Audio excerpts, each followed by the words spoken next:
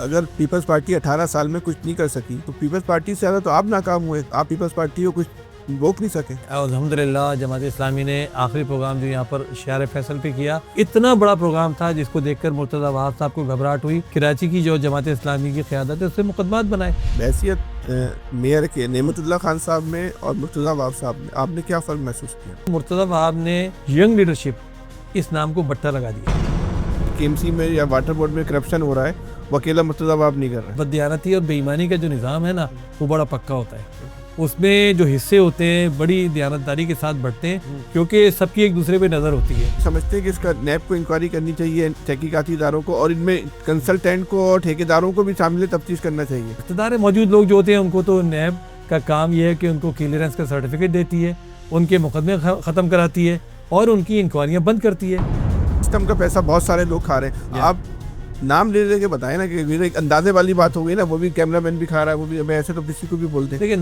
देखिए नहीं, नाम लेना बहुत ही नामुनासिब चीज़ होती है। नाम लेते हैं या शवाहिद नहीं है आप? नहीं, शवाहिद की बात यह है कि शवाहिद तो मैं खुद चूँकि इस निज़ाम का हिस्सा हूँ। फिर मेयर का तो आप नाम ले रहे हैं, अगर आप किसी और का नाम नहीं ले, मेयर का नाम भी ना लें आप। मुर्तज़ा आपके नाम की बात भी नहीं, मैं तो आपको पूरे सिस्टम की बात कर रहा हूँ। ये तो बताया ना सिस्टम, ये तो आपके मुँह से सिस्टम सुन रहे हैं। सिस्टम चल रहा है, कौन चला रहा है सिस्टम? शहर को पीपल्स पार्टी चला रही है। पीपल्स पार्टी के बड़े चला रहे हैं, पीपल्स पार्टी के ऊपर से लेकर नीचे तक सारे लोग चला रहे हैं। ये रेड लाइन प्रोजेक्ट जो है, ये है क्या? इसमें जो बर्बादी हुई उसका असबाब क्या है? ये फिर खुद मुर्तज़ा वहाब साहब ने भी कहा, बाकी लोगों ने भी कहा कि ये ऐसी चीज़ बन रही है कि बन जाए तो भी शर्मिंदगी, ना बने तो भी शर्मिंदगी। ठीक है, कभी आपने खुद हब कैनाल का रेड लाइन का विजिट किया? जी बिल्कुल किया। हब कैनाल पे मैं 2 मरतबा गया। बिलावल भुट्टो साहब की आंखों में भी धूल झोंकी गई। यानी जिस वक्त उनसे इफ्तिताह कराया गया उस वक्त वो नहर पूरी बनी नहीं थी। नई नहर में अगर ये 100 MGD पानी छोड़ देंगे तो 60 MGD पानी बाहर निकल जाएगा। तो कितने पैसे? 13 रुपए डूब गए। पैसे तो आपके डूबते रहते हैं। कराची में क्लिक के नाम से जो काम हो रहा है, $240 मिलियन का खर्चा दिया है। BRT का जो पूरा प्रोजेक्ट है, इसमें 2-3 चीज़ें शामिल होती हैं। इतना बड़ा प्रोजेक्ट जब बनता है, गुलशन टाउन में हर जगह सीवेज उगल रहा है। अच्छा, वो ठीक नहीं हो सकता जब तक ये BRT नहीं बनती आपकी सही तरीके से।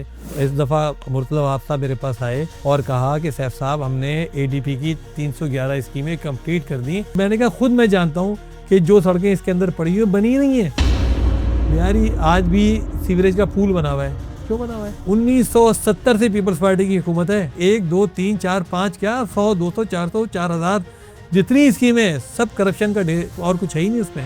आपके यूसी नाज़मीन का दावा है कि हम 2.5 लाख रुपए महीना, ये 13 लाख रुपए निकलवाने के लिए देते हैं। हर यूसी के आधे से ज़्यादा एम्प्लॉयज़ हुए हैं जो पीपल्स पार्टी ने जहेज में दिए हैं यूसीज को, जो आते ही नहीं है। तो आपको चाहिए ना कम से कम अपने यूसी में तो रिश्वत को रोके ना, ये तो आपकी जिम्मेदारी। आप लोग तो काम ही नहीं कर सकते, आप काम ही नहीं होगा। आप भी बंद कर दें आप।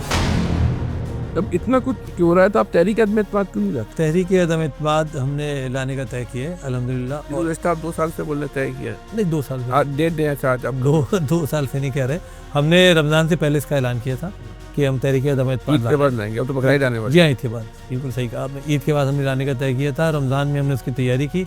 मैंने खुद जाकर मुलाकातें की। PTI ने अलबत्ता इसमें खुल के सपोर्ट की थी, और मेरे ख्याल में इस महीने में, अगले महीने की शुरू में हम ले आएंगे। तहरीक अदम एतमाद आपकी कामयाब होती है, नाकाम होती है तो बात है। अगर आप कामयाब हो गए तो क्या करेंगे? दोनों शक्लों में, कामयाबी की शक्ल में और नाकामी की शक्ल में, कराची की मुस्तकबिल की 1 साल बाद शक्ल क्या होगी? कराची के लोगों की खुशकिस्मती होगी कि 1 साल जमात इस्लामी को मिल जाए इंशाल्लाह।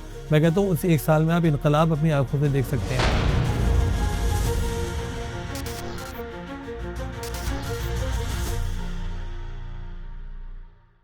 औज़ु बिल्लाहि मिनश शैतानिर रजीम, बिस्मिल्लाहिर रहमानिर रहीम। आज हमारे साथ पावरकास्ट में मेहमान एक कराची की सिटी KMC की सिटी काउंसिल के जो अपोजिशन लीडर सैफुद्दीन एडवोकेट से हम पूछेंगे कराची में जिस वक्त सूरत हाल चल रही है उसके बारे में, जो है अपोजिशन का जो है वो क्या किरदार है। बहुत शुक्रिया सैफ भाई, आपने हमें टाइम दिया। कैसे हैं आप? खैरियत से? अल्हम्दुलिल्लाह। 18 साल से पीपल्स पार्टी की हुकूमत है और अब 18 साल से पहले से जो है अपोजिशन कर रहे हैं। उससे पहले भी आप अपोजिशन में थे जमात इस्लामी से के हवाले से। तो अगर पीपल्स पार्टी 18 साल में कुछ नहीं कर सकी तो पीपल्स पार्टी से ज़्यादा तो आप नाकाम हुए। आप पीपल्स पार्टी को कुछ रोक नहीं सके। देखिए, 18 साल से तो अपोजिशन हम कर रहे हैं, लेकिन 18 साल पहले नेमतुल्लाह खान साहब का 4 साल का दौरा आया था, जिसमें कराची का इख्तियार हमारे पास था। उस कराची के इख्तियार के दौरान हमने कराची में जो कुछ डिलीवर किया, जो कुछ करके दिखाया ना, वो ये बात साबित करने के लिए काफ़ी है कि अपोजिशन में होते हुए जो कुछ हमें करना चाहिए, जो खामियां हुकूमत की बयान करनी चाहिए, जो कुछ उसको इस्लाह के लिए करना चाहिए वो करते हैं। और इख्तियार अगर हमें मिल जाए, इक़्तिदार हमें मिल जाए तो हम क्या कुछ कर सकते हैं। अब्दुल सत्तार अफ़गानी साहब का दौर हो या नेमतुल्लाह खान साहब का दौर, नेमतुल्लाह खान साहब का दौर तो यादगार दौर है ना। सिर्फ 4 साल के अंदर कराची का उन्होंने नक्शा पलट के रख दिया।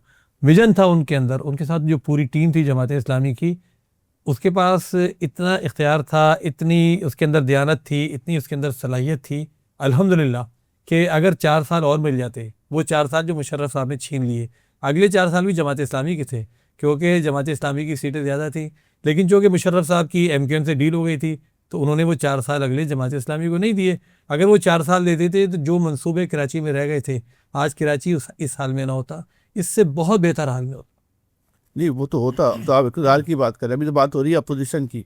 अगर आप पीपल्स पार्टी पे इल्ज़ाम लगाते हैं कि पीपल्स पार्टी ने कराची को बर्बाद कर दिया, तो आप नाकाम हुए ना इस बर्बादी को रोकने में, ये तो तस्लीम करें आप। आपका बर्बादी तो आप ही ने रोकनी थी ना। देखिए अगर पीपल्स पार्टी के बकौल आपके उनका काम बर्बाद करना है तो रोकने की जिम्मेदारी तो आपके पास थी। वो तो अपने काम में बकौल आपके कामयाब हो गई, तो आप तो अपने फ़राइज़ में नाकाम हुए ना। देखिए रोकने की जिम्मेदारी अपोजिशन की उस तरह तो नहीं होती। अपोजिशन के पास कोई हथियार नहीं होते, अपोजिशन के पास कोई इख्तियार नहीं होता, अपोजिशन के पास कोई हुकूमत नहीं होती, अपोजिशन के पास कोई फ़ौज नहीं होती।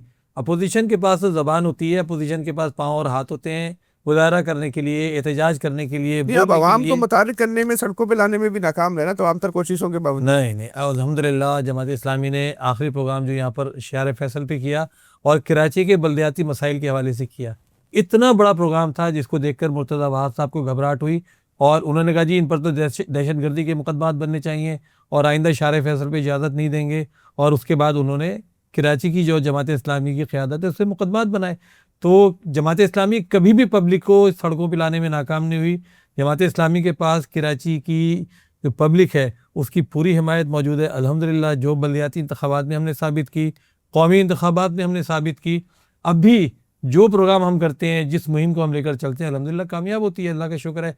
लेकिन ये एक अलग बात है कि ज़ाहिर है जिसके पास इख्तियार हो, जिसके पास हुकूमत हो, जिसके पास इक़्तिदार हो और जिसके पास एक बड़ी छतरी मौजूद हो, उसको ज़ाहिर है कि आप कैसे रोक सकते हैं। आपने नेमतुल्लाह खान साहब का हवाला दिया, बहैसियत मेयर के नेमतुल्लाह खान साहब में और मुर्तज़ा वहाब साहब में आपने क्या फ़र्क महसूस किया? ज़मीन और आसमान का फ़र्क। मैं देखें आज सोचता हुआ आ रहा था, जब आपके पास आ रहा था मैं सोच रहा था कि मुर्तज़ा वहाब ने जो हम कहते हैं ना कि जवान क़यादत, यंग लीडरशिप, इस नाम को बट्टा लगा दिया और नेमतुल्लाह खान साहब ने ये साबित किया कि उम्र कोई भी हो, अगर विजन हो इंसान का और इंसान की नीयत हो, इंसान दयानतदार हो तो क्या कुछ कर सकता है। नेमतुल्लाह खान साहब ने 70 साल की उम्र में वो कुछ कर दिखाया कि मेरे ख्याल से मुर्तज़ा वहाब जैसे तो 15 भी जमा हो जाएं तो बर्बाद तो शायद ज़्यादा कर देंगे लेकिन नहीं कर सकते। तो बात असल में विजन की है, इखलास की है, नीयत की है, सलाहियत की है। मुर्तज़ा वहाब साहब के पास कुछ भी मौजूद नहीं है। मुर्तज़ा वहाब साहब के पास कोई विजन नहीं है, सलाहियत नहीं है, सिर्फ एक तमगा उनके पास है बैरिस्ट्री का कि बैरिस्टर है मुर्तज़ा वहाब साहब। इसके अलावा तो कुछ भी नहीं है उनके पास। जो कुछ कराची के साथ वो कर रहे हैं, खिलवाड़ कर रहे हैं, जो चीज़ कराची में इस वक्त प्रिवेल कर रही है वो एक चीज़ है, वो है सिस्टम। कराची में कोई निज़ाम नहीं चल रहा, सिर्फ एक निज़ाम चल रहा है, वो सिस्टम, करप्शन का सिस्टम, बेईमानी का सिस्टम, बदयानती का सिस्टम, लूटमार का सिस्टम, सिर्फ एक सिस्टम चल रहा है। ये आप बल से आप मुर्तज़ा वहाब पे किसी सिस्टम के और करप्शन के और बदनमानी के इल्ज़ाम लगाते हैं, आज तक किसी एक इल्ज़ाम का आप कोई दस्तावेजी सबूत नहीं दे सके। ये भी आपकी नाकामी नहीं है? अगर आप कहते हैं तो बताएं उन्होंने क्या करप्शन की। देखिए मैं कहता हूँ कि किसी भी एक प्रोजेक्ट को ले लें आप, मसलन एक हब नहर को ले लें, वो शाहकार है करप्शन का, शाहकार। क्या हब नहर 12.5 अरब रुपए में तकरीबन 12 अरब 78 करोड़ रुपए उस पर लागत आई है, ठीक है। 22 किलोमीटर उसकी लंबाई है। अगर उसको आप तकसीम कर लें तो उसका 1 मीटर 5 लाख और 70,000 रुपए के अंदर बना। 1 मीटर टुकड़ा, 1 मीटर। नंबर एक बात, बनने से पहले वो टूटनी शुरू हो गई टेस्टिंग के दौरान। जनाब बिलावल भुट्टो साहब ने 13 अगस्त को उसका इफ्तिताह किया। इफ्तिताह के तीसरे दिन वो इस तरह टूट फूट गई जिस तरीके से कोई आप चीनी की पिरच अगर ज़मीन में फेंक दें, इस तरह टूट फूट गई। और उसका आप फॉरेंसिक ऑडिट करा लें, उसमें 3-3.5 अरब रुपए से ज़्यादा पैसे खर्च नहीं हुए। उसकी ना कॉम्पैक्शन की गई, ना उसकी स्टोन पिचिंग की गई, कुछ भी नहीं किया गया। और वो नहर आज भी नहीं चल रही, वो नहर पहले दिन से बंद पड़ी है और मेरा दावा है आइंदा भी नहीं चल सकती। कराची को इतना बड़ा नुकसान इन्होंने पहुंचाया है कि कराची में जो पुरानी नहर से पानी आ रहा था वो पानी भी अब कम हो गया है, क्योंकि उस नहर को वो तवज्जो नहीं दी गई। नई नहर जो बनाई थी वो चल नहीं रही। 100 MGD के लिए इन्होंने नई नहर बनाई थी, पुरानी नहर चल रही है जिसमें 60 MGD पर मुश्किल पानी चल रहा है। तो कराची को जो ये ख्वाना ख्वाब दिखा रहे थे, जो लॉलीपॉप दे रहे थे, वो ये था कि 200 MGD पानी हो जाएगा। लोग खुश हो रहे थे कि बल्दिया में, किमाड़ी में, लियारी में, सब जगह पानी आ जाएगा, लेकिन पानी तो कहीं भी नहीं आ रहा। लोग कैसे तरस रहे हैं, क्योंकि पानी चलिए ना। और भी बात है कि आप सारा इल्ज़ाम जो है मेयर पे लगा देते हैं। आप आप पे इल्ज़ाम है, तो आप पे इल्ज़ाम ये कि आप कभी ठेकेदार की बात नहीं करते, आप कंसल्टेंट की बात नहीं करते। आप बताएं कि हब नहर का ठेका, हब कैनाल का ठेका किसको मिला था? देखिए, कैनाल का ठेका डी बलोच नामी एक फर्म है, उसके पास है, ठीक है उसके पास। लेकिन एक बात ये बताएं कि अगर जो इसको काम को करवाने वाले हैं, जो जिम्मेदारान हैं, वो उसमें से 12 अरब में से अगर 8 अरब रुपया निकाल लेंगे पहले ही मरहले पे, तो ठेकेदार क्या काम करेगा? ठेकेदार का काम तो यही है। ऐसा नहीं होता ना सर। सैफ भाई, थोड़ा बहुत तो सरकारी निज़ाम हम भी समझते। 12 अरब का अगर प्रोजेक्ट है, जी, आप बकौल आपके 8 अरब रुपये सिंध हुकूमत ने या मेयर कराची ने निकाल ली है, तो ऐसी दुनिया में कोई साइंस नहीं है, वो डायरेक्ट निकाल लेगा। ठेकेदार को बिल जाएगा तो बिल से ही उसको पैसे मिल सकते हैं। ठेकेदार पैसे पचा के आ रहा होगा। बकौल आपके अगर 12 अरब में से 8 अरब गए, तो इसका मतलब 8 अरब रुपये ठेकेदार ने पचाए। देखिए, एक दो बातें मैं वजाहत कर दूँ। एक तो मुर्तज़ा वहाब पे मैं ये इल्ज़ाम नहीं लगा रहा कि मुर्तज़ा वहाब सारा पैसा मुर्तज़ा वहाब खा रहे हैं या कुछ पैसा मुर्तज़ा। मैं ये बात कह रहा हूँ, एक पूरा सिस्टम प्रिवेल कर रहा है जिसमें ये सारा पैसा कौन जाता है है। सिस्टम में? ये सिस्टम आपको पता है कि सारा एक पूरी कराची में, चाहे बिल्डिंग कंट्रोल अथॉरिटी हो, चाहे चले, एक वाटर तो बोर्ड अच्छा हो, हुआ आज चाहे आपकी PMC मुलाकात हो। में आपने ये मुर्तज़ा बाब को तो ये आपने सनद दे दी कि केएमसी में या वाटर बोर्ड में करप्शन हो रहा है, वो अकेला मुर्तज़ा बाब नहीं कर रहा है। अकेला नहीं कर रहा। अच्छा, हाँ, अकेला कर ही नहीं सकता। पीपल्स ये देखें, एक बात ये बताओ, बददियानती और बेईमानी का जो निज़ाम है ना, वो बड़ा पक्का होता है। उसमें जो हिस्से होते हैं बड़ी दयानतदारी के साथ बढ़ते हैं, क्योंकि सबकी एक दूसरे पे नज़र होती है कि भाई तुमने ज़्यादा तो नहीं लिया, तुमने कम, तो बड़ी परसेंटेज के हिसाब से हिस्से बढ़ रहे होते हैं। तो वो उसी तरह बढ़ रहे होंगे, उसी तरह जा रहे तो होंगे। हम केनाल में जो है वो कितने % जो है कमीशन किया है? हब केनाल तो मैं बता रहा हूँ आपको, हब केनाल में 3.5-4 अरब रुपए से ज़्यादा नहीं लगे। मेरा दावा है। सर एक बात सुनिए ना, जब ठेकेदार का बिल क्लियर होता है ना, तो पहले कंसल्टेंट के साइन चाहिए होते हैं। सबके साइन चाहिए होते हैं। उसके साइन के बगैर ठेकेदार का बिल नहीं क्लियर होता। बिल्कुल इन नहीं बिलों होते। पे कंसल्टेंट साइन कर रहा है। कंसल्टेंट ने भी साइन किए हैं इस पे, ठेकेदार ने बिल भी बनाए हैं, इस पे पेमेंट भी हुई है, इसका ऑडिट भी हुआ है, तो सारी चीजें हो रही हैं। तो आप ये समझते हैं कि इसका नैब को इंक्वायरी करनी चाहिए, तहकीकाती इदारों को, और इनमें कंसल्टेंट को और ठेकेदारों को भी शामिल तफ्तीश करना चाहिए? बिल्कुल करना चाहिए, लेकिन बदकिस्मती ये है कि नैब इक़्तिदार में मौजूद लोगों के खिलाफ कुछ भी नहीं करता। अभी KMC को भी एक आई थी ना इंक्वायरी का लेटर आया था। क्या है? इंक्वायरी का लेटर आया था, उसमें क्लियर कट कहा गया था कि KMC के अंदर जो है बड़े पैमाने पर जो है बेईमानी हो रही है, करप्शन हो रही है। मैं लेटर अगर आप कहेंगे तो शेयर भी कर दूंगा, और वो चला भी था, उस पर अपने सोशल मीडिया पे भी चला था, और मुर्तज़ा वहाब साहब ने उस पर रिएक्शन भी दिया था कि हम काम कर रहे हैं और हम ही से जनाब इंक्वायरी हो रही है। मगर नैब इंक्वायरी करती है या कार्रवाई करती है सिर्फ उनके खिलाफ जो इक़्तिदार से बाहर हो जाते हैं। इक़्तिदार में मौजूद लोग जो होते हैं, उनको तो नैब का काम यह है कि उनको क्लियरेंस का सर्टिफिकेट देती है, उनके मुकदमे ख़त्म कराती है और उनकी इंक्वायरियाँ बंद करती है। जैसा कि आपने देखा, इस वक्त जितने भी लोग इक़्तिदार के अंदर हैं, सब पर नैब के केसेस थे, और इक़्तिदार में आने के बाद सबके केसेस ख़त्म हो गए, सारे जो है सबकी जो है बिल्कुल लॉन्ड्री हो गई, सब सारे। नैब ने लेटर लिखा तो आपने नैब को आपने कुछ शवाहिद दिए? देखिए, नैब वालों ने हमसे भी रब्ता किया था। हाँ, ठीक है, मैं आपको बताता हूँ आज। लेकिन नैब वालों से मैंने कहा कि आप हमसे रब्ता कर रहे हैं, हम आपके टाउट हैं क्या? आपके पास इख्तियार है? आप भैया पोजीशन लीडर है आप? नहीं, देखें मैं आपको बताऊं, हर चीज़ आपका जिम्मेदारी है, ना आपके फ़राइज़ में शामिल है? नहीं, मेरे फ़राइज़ नहीं शामिल, बिल्कुल भी नहीं है। मैं समझता हूं कि सियासी लोगों को एक लिमिट तक बात करनी चाहिए, वो हम कर रहे हैं। उसको अवाम में उठाना, सुन लेना। नैब के पास सब मौजूद है, नैब के पास सारी चीज़ें मौजूद हैं, हर पेपर मौजूद है, तमाम उनके पास मालूमात। करना नहीं चाहते ना, करना नहीं चाहते वो, सिर्फ हमें तसल्ली देने के लिए कि जी आप, उन्होंने कहा जी आपकी बड़ी वीडियोस चल रही हैं, आप कह रहे हैं करप्शन करप्शन, बताइए क्या करप्शन हो रही है। अब इतना भोला बन के कोई पूछेगा तो मतलब क्या होगा। और वो मतलब नैब के पास भी सब मौजूद है, सब इदारों के पास सब कुछ मौजूद है, सब में फाइले पर। कोई भी इदारा आप ले लें, एंटी करप्शन ले लें, नैब ले लें, ISI ले लें, कोई सा भी इदारा ले लें, जो भी इदारे इंटेलिजेंस पे मामूर होते हैं उनके पास सब मौजूद होता है, हर चीज़ होती है। और वो आप जब देखते हैं कि जब ज़रूरत पड़ती है तो फिर वो वीडियोज़ भी निकल आती हैं, फिर फाइलें भी निकल आती हैं, फिर पेपर भी निकल आते हैं, फिर तस्वीरें भी निकल आती हैं, कौन कहाँ गया था, फिर वीडियो, ऑडियो, हर कॉल भी निकल आती है, हर चीज़ मौजूद है। अरे ये भी हम आगे निकल जाएंगे, वो उस बात पे रुकते हैं। आपने कहा सिस्टम का पैसा बहुत सारे लोग खा रहे हैं, आप नाम ले लेके बताए ना, कि एक अंदाजे वाली बात हो गई ना, वो भी कैमरामैन भी खा रहा है, वो भी, अब ऐसे तो किसी को भी बोलते हैं। देखिए नाम लेना, देखिए नहीं फैसल भाई, इसमें ये है कि नाम लेना बहुत ही नामुनासिब चीज़ होती है। आप डरते हैं या शवाहिद नहीं है आपको? नहीं, शवाहिद की बात ये है कि शवाहिद तो मैं खुद चूंकि इस निज़ाम का हिस्सा हूँ, मैं एक यूसी का चेयरमैन हूँ, ठीक है ना, मैं यूसी का चेयरमैन हूँ और मुझे ये मालूम है कि मेरे पास जो 12 लाख आते हैं उसमें से जो आधी तनख्वाहें हैं वो उन लोगों को मिलती हैं जिनमें से आधे लोग आते ही नहीं है, नहीं आते, घर बैठे हुए तनख्वाह ले रहे हैं, जिनकी जाली मुलाजमतें हैं, लेकिन उनको मैं हटा नहीं सकता। क्यों कि सिंध लोकल गवर्नमेंट बोर्ड कहता है कि आप इनको टच ही नहीं कर सकते, ये हमारे मुलाजिम है, ठीक है। मुझे ये पता है कि जो पैसा सर भाई हम आगे निकल जाए, पहले तो उसकी बात करें। जो आपने बोला कराची में अरबों खरबों की करप्शन हो रही है, पैसे बहुत, फिर मेयर का तो आप नाम ले रहे हैं, अगर आप किसी और का नाम नहीं ले, मेयर का नाम भी ना लें आप। नहीं, मेयर का नाम तो ये ले रहा हूँ कि मेयर साहब चूँकि कराची में एक जिम्मेदार आदमी है, कराची का पूरा निज़ाम मेयर साहब की सरपरस्ती में चल रहा है।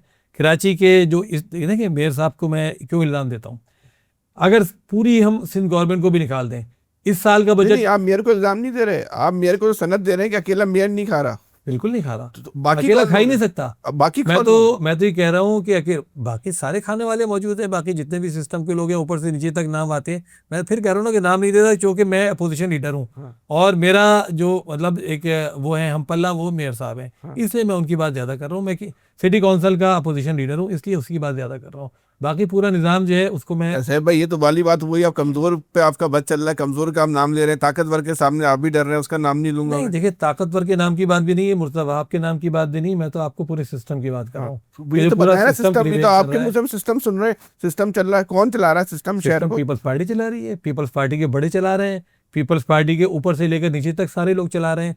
तो वो पूरा सिस्टम, और इस सिस्टम का हिस्सा सारे सरकारी अफसरान जिनको डिप्यूट करते हैं, जिनको अपॉइंट करते हैं, वो सारे लोग इस सिस्टम का हिस्सा होते हैं। वो सारे लोग पैसा निकालते हैं, पैसा भिजवाते हैं, पैसा देते हैं, लेते हैं, और बड़े मतलब हर जगह। मैं नाम दे देता हूँ, आप बता दें इसमें क्या ये पैसे कराची के पैसे के ऐवान सदर तक जाते हैं? नहीं देखिए, मैं आपको फिर दोबारा बात कहता हूँ कि मैं किसी भी फ़र्द का, किसी भी जिम्मेदार का नाम इसलिए नहीं लूँगा कि सिस्टम को तो मैं पहचानता हूँ कि सिस्टम के नाम पे पैसा हर जगह से कलेक्ट हो रहा है, हर जगह से जमा हो रहा है, जा रहा है। लेकिन आप कहेंगे कि जरदारी साहब को जा रहा है, आप कहेंगे फरियाल तारपुर को जा रहा है, आप कहेंगे मुराद अली शाह साहब को जा रहा है, आप कहेंगे नासिर हुसैन शाह साहब को जा रहा है, तो मैं किसी का भी नाम नहीं लूँगा, समझे ना। ये चूँकि एक ऐसी नामुनासिब चीज़ है कि जिसको मैं भाई आप कैसी बात करें, आप कराची के अपोजिशन लीडर हैं, आप भी कह रहे हैं कि इसके पैसे कुछ लोग खा रहे हैं, और आप बोल रहे हैं कि उनका नाम लेना नामुनासिब बात है। जो इस शहर को लूट रहा है, मेरे बच्चों का मुस्तकबिल, हमारे आपके बच्चों का मुस्तकबिल खा रहा है, आप कह रहे हैं उनका नाम लेना नामुनासिब बात है। देखिए एक बात समझे, मेरे सामने जो सिस्टम मौजूद है ना, चलिए मैं बताता हूँ, मेरे सामने जो सिस्टम मौजूद है वो कहते हैं बिल्डिंग कंट्रोल अथॉरिटी है, ठीक है। मेरे सामने जो सिस्टम मौजूद है, बिल्डिंग कंट्रोल का डायरेक्टर है, बिल्डिंग कंट्रोल का डिप्टी डायरेक्टर है, बिल्डिंग कंट्रोल का जो चीफ है उसका वो मौजूद है। ये सारे लोग मिलकर जो तमाशा कर रहे हैं, जिस तरीके से हिस्से वसूल कर रहे हैं तमाम, उसमें से सिस्टम का एक पार्ट ये KMC है। KMC का ऊपर से लेकर नीचे तक जो निज़ाम है वो सारा का सारा हर ठेके के अंदर से अपना हिस्सा लेता है। टाउन है, टाउन्स के अंदर अगर MC है, टाउन के अंदर जो ऑडिटर बैठा हुआ है, टाउन में जो इंजीनियर बैठा हुआ है, वो सारे उस सिस्टम के नाम पे हिस्सा निकाल रहे हैं, और वो ये हिस्सा निकाल रहे हैं। इसकी शिकायतें तमाम लोगों को की जाती हैं, हर मीटिंग के अंदर की जाती है, लेकिन इनके खिलाफ कोई कार्रवाई नहीं होती। हमारी मुलाकातें वज़ीर बल्दियात साहब से भी कई दफ़ा हुई, हमारी मुलाकातें सबसे हुई, सब तक हमने ये शिकायतें पहुँचाई, लेकिन अगर इसको कोई नहीं छेड़ता तो इसका मतलब साफ जाहिर है ना कि इस सिस्टम को इतनी प्रोटेक्शन हासिल है, ये सिस्टम इतना मजबूत है क्योंकि वो इस पर हाथ नहीं डाल सकता। इस पर हाथ डालना जिनका काम है उनको डालना चाहिए, समझे ना। तो हम ये मान लेते थोड़ा आप में थोड़ा सा खौफ है, आप में भी खौफ की नहीं है, एक मेरे ख्याल से इखलाकी हदूद होती हैं, और इखलाकी कानूनी जो हदूद होती हैं हमें उसमें रहना चाहिए। अच्छा, ये रेड लाइन कराची की तारीख का एक बदतरीन मंसूबा साबित हुआ है। यूनिवर्सिटी रोड पे जो बनना, पहले बनी हुई सड़क को तोड़ दिया, 1 अरब 25 करोड़ से शायद मेरे ख्याल में बनी 4-5 साल पहले, उसके बाद अभी कभी बनेगी। इस रेड लाइन पे सब एतराज़ करते हैं। ये रेड लाइन प्रोजेक्ट जो है ये है क्या? इसमें जो बर्बादी हुई उसका असबाब क्या है? मतलब ये जितनी भी जो लूट मार कर रहा है प्रोजेक्ट जैसे भी है, उन्होंने अब कैनाल बना दी ना, बन गई, ये क्यों नहीं बन पा रहा? देखिए इस पे 2-3 चीज़ें हैं, मैं आपको बताऊँ। इसमें वहां से शुरू करते हैं, ठेके के डिजाइन से शुरू करते हैं। नहीं, डिजाइन दिखा है मैं फैसल भाई थोड़ा पीछे से शुरू करूँगा। देखिए कराची में नेमतुल्ला खान साहब के ज़माने में एक मास ट्रांजिट सिस्टम बनाया गया, ठीक है। वो पूरी कराची का एक इंटीग्रेटेड सिस्टम था जिसमें सारा सिस्टम एक दूसरे को सपोर्ट करता था। वो सिस्टम क्या था, उसके अंदर ये BRT भी शामिल था, जिसमें ओवरहेड ब्रिजेस थे, अंडरपासेस थे, जिसके अंदर एलिवेटेड रोड्स भी थी, जिसके अंदर ट्राम सिस्टम भी था, जिसके अंदर सर्कुलर रेलवे भी थी, जिसके अंदर बड़ी रोड भी थी। ये सारा एक इंटीग्रेटेड सिस्टम था जिसको चल रहा था, जिसके अंदर ये जो रेल चल रही है, मोनो रेल या जिसको भी आप कहें, जिसको ऑरेंज ट्रेन कहते हैं इसमें लाहौर में, उसको भी चलना था, सही है। इन्होंने क्या किया कि वो सारा जो मास ट्रांजिट सिस्टम था उसका तो बेड़ागर्क कर दिया। उसमें से कुछ भी नहीं चल रहा, ना सर्कुलर रेलवे चल रही है, ना ट्राम चल रही है, ना एलिवेटेड रोड बन रही है, ना जहाँ पर अंडरपासेस बनने चाहिए वो बन रहे हैं। जो नेमतुल्ला खान बना के चले गए वो बन गए। इन्होंने सिर्फ उसी रोड को पकड़ लिया और इसके ऊपर ये वाला बनाने की कोशिश की, इसका डिज़ाइन तब्दील कर दिया। नेमत साहब के ज़माने में जो इसका डिज़ाइन था वो बिल्कुल डिफरेंट था, ठीक है। और वो ये डिज़ाइन वो क्या डिजाइन था? इस पर रेल चलनी थी, ये जो रेल आज ऑरेंज ट्रेन के नाम से लाहौर में चल रही है वो इसको यहाँ चलना था, ठीक है। इसके बजाय इन्होंने पकड़ लिया ये वाला काम कि जी इस पर बसें चला देंगे और इसका पूरा डिज़ाइन तब्दील कर दिया। ज़ाहिर है बसों के हिसाब से डिज़ाइन बनाया। अच्छा, बसों के हिसाब से जो डिज़ाइन बनाया उस पर हमने ब्रीफिंग ली, जो कंसल्टेंट थे उन्होंने कहा भाई जो हमसे कहा गया हमने वो बना दिया, जो उनकी ख्वाहिश थी कि इसको इस तरह बना दें। तो आपने कंसल्टेंट से पूछा नहीं, तो कंसल्टेंट है या कोई बंगी हो, तुम्हारा काम है कंसल्टेंसी देना है, तुमने सामने वाले की कंसल्टेंसी ली है। देखिए कंसल्टेंट तो बेचारा चूँकि पैसे लेता है तो दिफा करता है वो कि यार इसका ये हो जाए। आपने कंसल्टेंट से जी कंसल्टेंट से हमने ब्रीफिंग ली, कंसल्टेंट से हमने बात भी की और उससे हमने इस बुनियाद पे ली कि हमें पता तो लगे कि है क्या, ठीक है। तो अब ये है कि ये इतना, ये फिर खुद मुर्तज़ा साहब ने भी कहा, बाकी लोगों ने भी कहा कि ये ऐसी चीज़ बन रही है कि बन जाए तो भी शर्मिंदगी, ना बने तो भी शर्मिंदगी, ठीक है। एक तो शर्मिंदगी शर्मिंदगी है जिस तरह का डिज़ाइन है, क्योंकि जब बन जाएगी जब भी इस पर ट्रैफिक का रश रहेगा और ट्रैफिक ब्लॉक होगा। दूसरी बात, बन जिस तरह रहा है इस पर इसको 2 लॉट्स के अंदर तकसीम कर दिया था। एक लॉट थी सफूरा से लेकर नुमाइश तक और एक जो है सफूरा से लेकर ये जो अपने हमारा कैंट एरिया है उस तक थी, 2 लॉट्स हैं। तो ये वाली लॉट जो बन रही थी इसमें इन्होंने टेंडर कैंसिल कर दिया। 2017 में शुरू हुआ।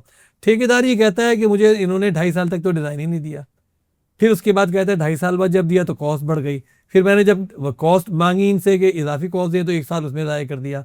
और फिर मतलब ठेकेदार या उसके लोग ये कहते हैं, या जो हमें इत्तलात हैं वो ये कि हर किस्त देने से पहले उस किस्त पे जो किस्त वसूली होती है उस पर एक बातचीत चलती है कि इस पर क्या कितनी किस्त मिलनी है। कितने % जा रहा है इसमें?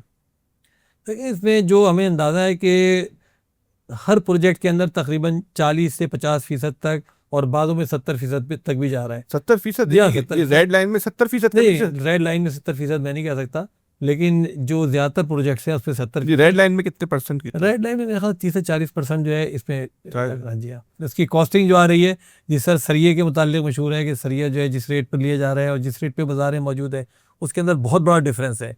तो इस तरह की बहुत सारी चीज़ें हैं जिसके अंदर डिफरेंस मौजूद है। और जिस तरह फिर हर दफ़ा एडिशनल कॉस्ट दी जा रही है, एनहांस कॉस्ट दी जाती है, तो सारी की सारी चीज़ें ज़ाहिर है उसी पार्ट उसका पार्ट है। तो अरे ये जो रेड लाइन है प्रोजेक्ट है, ये हब कैनाल पे आपने खुद हब कैनाल का रेड लाइन का बजट किया? जी बिल्कुल किया। हब कैनाल पे मैं 2 मरतबा गया। हब कैनाल का जैसे ही मुझे पता लगा पहली मरतबा कि ये टूट फूट का शिकार हो गई है तो मैं गया और मैंने अपनी आंखों से जाकर देखा, मैंने वीडियोज़ भी बनाई, शेयर भी किए। मैं जब भी तो मैं बता रहा हूँ कि वो इस तरह टूट गई थी जैसे कोई शीशे की फिनिश टूट जाती है। उस वक्त उन्होंने कहा जी कुछ बात नहीं है, टूट गई है, हम दोबारा बना देंगे, ये कर देंगे। मज़ेदार बात ये देखें कि बिलावल भुट्टो साहब की आंखों में भी धूल झोंकी गई। यानी जिस वक्त उनसे इफ्तिताह कराया गया उस वक्त वो नहर पूरी बनी नहीं थी। इन्होंने मिट्टी की ढेरियाँ और उसकी मेंढे बना बना के ना उस नहर को चला रखा था। मैंने जब जाके देखा जगह जगह से वो इनकम्प्लीट थी और उसको इस तरह से चलाया था कि वो इफ्तिताह हो जाए, उस दिन पानी नज़र आ जाए। चलिए इफ्तिताह करवा दिया। इफ्तिताह के तीसरे दिन वो टूट फूट गई बिल्कुल। तो मैं पहुंचा, मैंने जाकर देखा वाकई टूटी हुई थी। अब जब फिर नहर दोबारा बंद एक अरसे से चली आ रही है तो मुर्तज़ा साहब ने कहा साहब गेट लग रहे हैं, ये लग रहे हैं, 5 दिन के लिए बंद की गई है, दोबारा चला दी जाएगी। फिर मैं पहुंचा तो पता लगा 5 दिन से नहीं, ये तो तवील अरसे से बंद है और चल ही पुरानी नहर रही है। आज तक एक्टिव नहीं एक्टिव नहीं। नई नहर चल ही नहीं सकती। नई नहर का लेवल सही नहीं है। नई नहर में अगर ये 100 MGD पानी छोड़ देंगे तो 60 MGD पानी बाहर निकल जाएगा, क्योंकि नई नहर जगह जगह से उठी हुई है, उसका पेट बाहर निकला हुआ है नई नहर का जगह जगह से। अच्छा, ये मनसूबा अब उनको मतरूक ही करना पड़ेगा, कभी सही हो नहीं सकता। नहीं हो सकता, सही इसलिए नहीं हो सकता तो कि कितने पैसे, 13 रुपए डूब गए, 13 का प्रोजेक्ट? जी 13 अरब 12 अरब 78 करोड़ का मंसूबा था। इसे बाकी मशीनरी की कीमत अलग से शामिल थी, वो डूब गया। आपकी डूबते तो बहुत हैं, यहाँ कितना पैसा डूबने की बात आप कर रहे हैं। पैसा इसका डूबा, पैसा K4 जब शुरू हुआ था तो ये 25 अरब का मंसूबा था। जब इस पर 14 अरब रुपए खर्च हो गए थे, 2014 की गालिबन बात है, मुराद अली शाह साहब ने एक मीटिंग बुलाई थी जिससे हम सब लोग गए थे, और उन्होंने उस वक्त जो है बड़े इत्मीनान से बताया था कि यार ये मंसूबा जो है ना, इसकी डिज़ाइनिंग गलत हो गई, अब दोबारा इसको नए सिरे से शुरू करना पड़ेगा। तो 14 अरब खर्च हो चुके थे उस वक्त तक ना। तो उसमें वो दौर भी शामिल था जो मुस्तफ़ा कमाल साहब का दौर है, क्योंकि इसकी जो पीसी वगैरह बने थे वो रहमतुल्लाह खान साहब के दौर में फिजिबिलिटी बनी थी, और काम शुरू हुआ था फिर इनके मुस्तफ़ा कमाल साहब के दौर में, फिर वो आगे चलता रहा पीपल्स पार्टी के दौर तक भी। बाहर के किसी ने उसकी डिज़ाइनिंग चेक नहीं की और वो मंसूबा जो है मतरूक हो गया, दोबारा नई सिरे से उस पर काम शुरू हुआ, तो वो सारे पैसे भी डूब गए। फिर वो जो 25 अरब का प्रोजेक्ट था वो अब तकरीबन 150 अरब का प्रोजेक्ट बन चुका है, तो ये पैसे भी आपके जाएंगे, डूबेंगे। तो पैसे तो आपके डूबते रहते हैं। कराची में क्लिक के नाम से जो काम हो रहा है, 240 मिलियन डॉलर का कर्जा लिया है, 240 मिलियन डॉलर। क्लिक तकरीबन 4 गुना पैसों में काम कर रहा है। उसके पैसे जिस तरह ज़ाया हो रहे हैं, जब 2022 की बारिशें हुई तो 4 अरब रुपए से उसने कराची में पैच वर्क किया और इमरजेंसी वर्क के नाम पे किया। मैंने जाके क्लिक वालों से बात की कि ये जो इमरजेंसी वर्क किया आपने, और ये फेरिस्त मेरे पास है कि यहाँ ये काम किया, तो काम तो वही नहीं है, या आपने जो काम किया है वो तो आपने मतलब 20 फुट का पैच लगाया, आप कह रहे हैं हमने जो इसमें इतने करोड़ खर्च कर दिए, और आपने पैसे पेमेंट कर दिए उनके, कोई जवाब ही नहीं था उनके पास। इस वक्त भी जो वो काम कर रहे हैं, नहीं, क्लिक नहीं, कर्जा किससे लिया है? वर्ल्ड बैंक से। वर्ल्ड- क्लिक ने कर्जा लिया है वर्ल्ड बैंक। आपने वर्ल्ड बैंक को लेटर लिखा कि या 2 नंबरी हो रही है? इससे वर्ल्ड बैंक को भी लेटर लिखा हमने, इसमें हम देखें। लेकिन मैं एक बात बता दूं, वर्ल्ड बैंक हो, IMF हो, मैं खुलेआम आपसे ही बात कर रहा हूँ, वर्ल्ड बैंक हो, IMF हो, या एशियन डेवलपमेंट बैंक हो, इन सारे बैंकों को इस बात से कोई मतलब नहीं है कि ये पैसा डूब रहा है, इसमें रिश्वत जा रही है, ये करप्शन हो रही है, ये प्रोजेक्ट बन रहा है नहीं बन रहा। उनको एक चीज़ से मतलब है कि हमारा पैसा प्रोटेक्ट रहना चाहिए, कि हमें वापस मिलेगा, सूद इसके ऊपर वापस मिलेगा। एक मज़ेदार वाक़या BRT का आपको सुनाओ। BRT के का जो पूरा प्रोजेक्ट है, इसमें 2-3 चीज़ें शामिल होती हैं इतना बड़ा प्रोजेक्ट जब बनता है। एक तो ये बनता है कि जो भी इतना बड़ा प्रोजेक्ट बनेगा उसकी सब्स्टिट्यूट रोड्स बनेंगी, समझे ना, ऑल्टरनेट रोड्स उसी लेवल की बनेंगी जिस लेवल की रोड होनी चाहिए, लेकिन नहीं बनाई गई, वो पैसा आपका डूब गया, सही ना, वो खा लिया।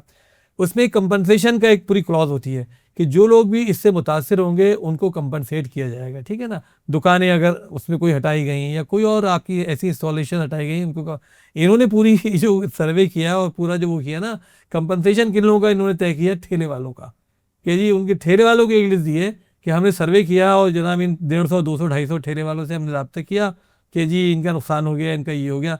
नुकसान हालांकि किसका हुआ है, जो दुकानदार बैठे हुए हैं जिनका कारोबार तबाह हो गया। नुकसान किसका हो रहा है, जो घर और आबादियाँ आसपास हैं जहाँ 24 घंटे मिट्टी उड़ती है, जो बीमार हो गए। पूरा गुलशन टाउन का मसला इस वक्त सीवरेज का हल नहीं हो रहा। वजह क्या है कि BRT से जो सीवरेज की लाइनें गुजर रही हैं वो टूट गई हैं, सारी की सारी नाले टूट गए, पानी वहाँ जा नहीं रहा। चुनाचा क्या है कि गुलशन टाउन, जो लोग बहुत सारे कहते हैं ना गुलशन टाउन में काम नहीं हो रहा, उसकी एक बहुत बड़ी वजह ये है कि गुलशन टाउन में हर जगह सीवरेज उबल रहा है। अच्छा, वो ठीक नहीं हो सकता जब तक ये BRT नहीं बनती है आपकी सही तरीके से। तो वो सारा का सारा पैसा जो कंपनसेशन के नाम पे होना था वो ठेले वालों को जनाब देने की, जो जिन लोगों का बेचारों का उसमें नुकसान हुआ। तो कितने पैसे दिए ठेले वालों का मुझे एग्जैक्टली सब फिगर याद है, पूरी एक बुक है उसकी, अगर आप कहेंगे तो मैं आपसे कभी शेयर भी कर लूंगा उसको, पूरी बुक है जिसमें ठेले वालों के नाम सर? नंबर इस पर कराची पे ये वाटर बोर्ड ने और क्लिक ने मजमू तौर पे KMC ने कितना कर्जा लिया है कराची के प्रोजेक्ट के नाम पर? देखिए 1.6 बिलियन डॉलर, बिलियन डॉलर का कर्जा लिया है वाटर बोर्ड, या ये जो इन्होंने कंपनी बनाई है ना उसकी। उससे क्या कर रहे हैं वो लोग? अच्छा, उससे अभी चलिए उसका ही बताता हूँ। अच्छा, 240 मिलियन डॉलर का कर्जा लिया है इन्होंने क्लिक के लिए, वर्ल्ड बैंक से लिया है। इसमें जो हमारा BRT का प्रोजेक्ट है ये 103 अरब का पहुंच चुका है। इसमें 80% कर्जा किसका है, ये एशियन डेवलपमेंट बैंक का कर्जा है। इस तरह एक और ग्रीन एक के नाम से एक है, ग्रीन जहन में नहीं आ रहा है मेरे, तो बाहर के उनका कर्जा है, 2-3 इदारों का कर्जा है। वाटर बोर्ड ने 1.6 बिलियन डॉलर का कर्जा लिया है ऑगमेंटेशन के काम के लिए और रीस्ट्रक्चरिंग के लिए, और कराची में जो इनकी बड़ी इंस्टॉलेशन हैं उनको ठीक करने के लिए। अब आप ऑगमेंटेशन का काम सुन लें। ऑगमेंटेशन का काम क्या है कि K4 जो बन रहा है उसका पानी जहाँ तक पहुँचेगा, वहाँ से जो पानी शहर के अंदर आना है उसको, उसके लिए जो पाइपलाइन बिछाई जाएंगी वो ऑगमेंटेशन है। 98 किलोमीटर का ऑगमेंटेशन का काम होना है, ठीक है, जिसमें सिर्फ 2.7 किलोमीटर का हिस्सा यूनिवर्सिटी रोड पे था, जो नीपा से लेकर हसन स्क्वायर तक का है। उस काम को इन्होंने शुरू किया था, पाइप अभी भी पड़े हुए नजर आ रहे होंगे उसके, जिसकी वज़ीर आला ने 31 जनवरी की डेडलाइन दी थी कि 31 जनवरी को ख़त्म हो जाएगा। उसकी खुदाई शुरू की, 96 इंचज़ का पाइप है वो डाया का, मैं गया था देखने के लिए, और उसकी खुदाई तकरीबन 15-17 फीट गहरी खुदाई होनी है। अच्छा, इन पाइप्स को जब डाला जाता है ना, तो इसमें बड़ा चीज़ देखी जाती है, इसकी पूरी बेडिंग की जाती है, इसके नीचे रेत डाली जाती है कि पाइप बिल्कुल सरफेस पे रहे, और उसकी कॉम्पैक्शन की जाती है। इन्होंने क्या किया, खुदाई करके टेढ़े बड़ंगी जगह पर एक तो पाइप डाल दी है, नंबर एक बात। दूसरा क्या किया कि उसमें जो वेल्डिंग कर रहे थे, जिस तरह आम वेल्डिंग करते हैं, इसकी ख़ास वेल्डिंग होती है जो ऊपर से भी होती है और अंदर से भी होती है, समझे ना, वो नहीं कर रहे थे इसकी। तीसरा काम इन्होंने ये किया कि जो खुदाइयाँ की थी उसकी कोई हिफाजती ना बाड़ लगाई, ना उसको खुला छोड़ दिया।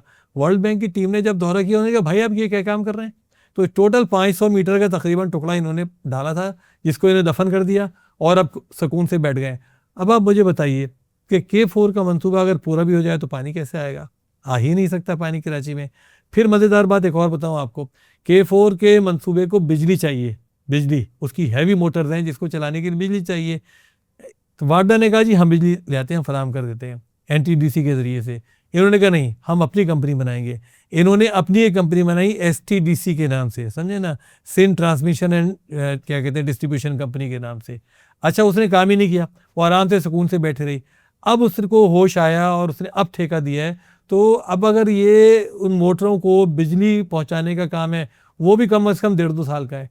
मतलब आप इससे इनकी गैर जिम्मेदारी, इनके विजनलेस होने और इनके बेरहम होने का सबूत देखें कि कराची के लोगों के साथ ये बेरहम किस तरह है कि जो चीज़ हो सकती है, जो पानी अवेलेबल है, उसको भी नहीं पहुंचा रहे, उसके भी इंतजाम नहीं कर रहे, जो पैसा मौजूद है उसको भी खर्च नहीं कर रहे। अब ये ऑगमेंटेशन का काम 98 किलोमीटर का मैंने आपको बताया, कब इसको शुरू करेंगे, कब ये पूरा होगा। कराची पे पीपल्स पार्टी ने मजबूर कितना कर्जा ले लिया है? कराची में तो एक बहुत लंबी लिस्ट है कर्जों की, जो आलमी बैंकों से ली है। जी जी, आलमी बैंक, इसमें एशियन डेवलपमेंट बैंक से है, एशियन इंफ्रास्ट्रक्चर डेवलपमेंट बैंक से है, IMF से है, वर्ल्ड बैंक से, बहुत सारे कर्जे हैं। कुछ तो मैंने आपको बताया ना कि 1.6 बिलियन डॉलर्स का कर्जा उसके लिए लिया है, इसी तरीके से 240 मिलियन डॉलर का कर्जा क्लिक के लिए लिया है, इसी तरीके से इसके लिए BRT के लिए उन्होंने कर्जा लिया हुआ है। इस तरह बहुत सारी एक लंबी फहरिस्त है जिसमें मुख्तलिफ कामों के लिए, इवन ये सिंध सॉलिड वेस्ट मैनेजमेंट है उसके लिए भी कर्जा ले रहे हैं, उसके लिए भी कर्जा ले रहे हैं। अच्छा मज़ेदार बात यह है, हर चीज़ में कंसल्टेंट आ जाता है। अच्छा, काम कुछ हो रहा हो, कंसल्टेंट आ जाएगा, वो अपना काम शुरू कर देगा, उसको करोड़ों रुपए पैसे मिल जाएंगे, और वो अपने आराम से पैसे लेके चले जाएगा, और कंसल्टेंसी रिपोर्ट जो है उसको पाइप में डाल दिया जाएगा, क्योंकि रिपोर्ट पे अमल दरामद तो कभी होता ही नहीं है। तो ये सूरत हाल इस वक्त चल रही है। इसके बहुत, मैं तो खैर आपसे एक बात और कहता हूँ फैसल भाई, कि हम इस रोने को रोते रहेंगे।